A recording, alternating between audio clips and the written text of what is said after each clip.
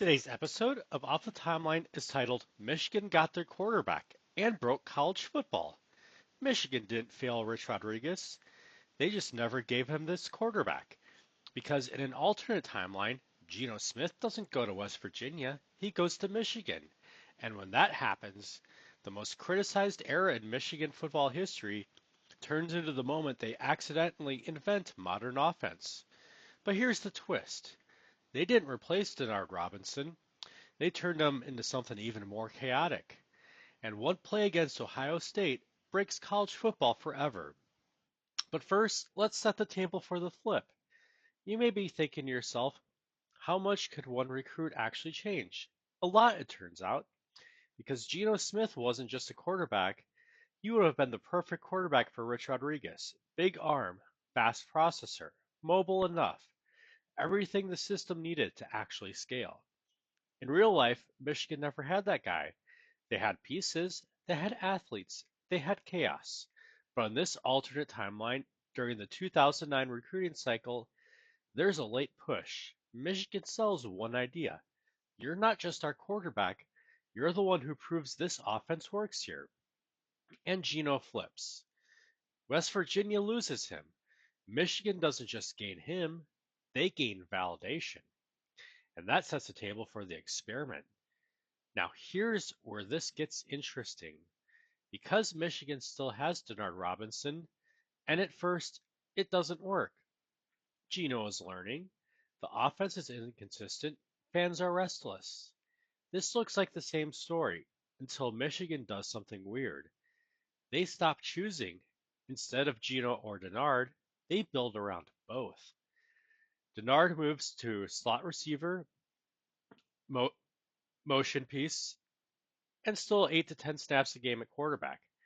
Geno stays as the full field decision maker, deep ball passer, and system operator, and suddenly defenses have no idea what they're looking at because now you're defending a quarterback who can throw like a pro and another one who might take the snap, run past your defense, or line up at wide receiver and burn your safety. This isn't just a spread offense anymore. This is something else. And that sets the table for the breakthrough. And then it clicks. Mid-season, Michigan starts scoring, putting up 35, 42, 49. The offense isn't just working, it's evolving.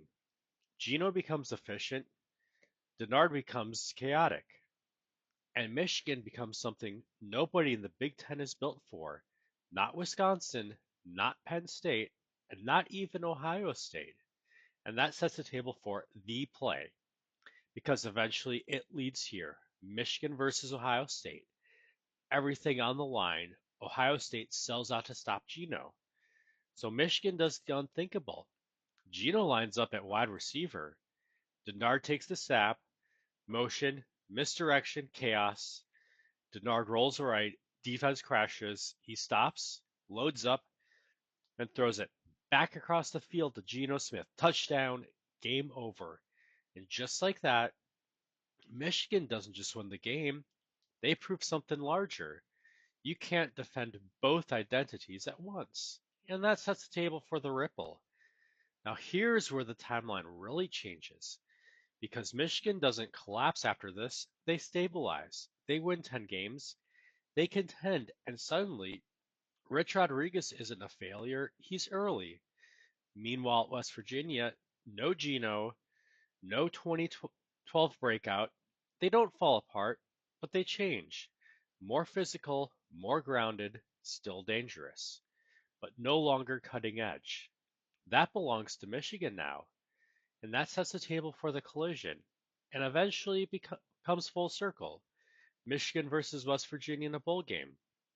Geno versus the program he almost chose. And the entire game feels like one question. What if he stayed? But the answer is already on the field because Michigan didn't just take a quarterback, they took an idea and finished it. Michigan didn't fail Rich Rodriguez.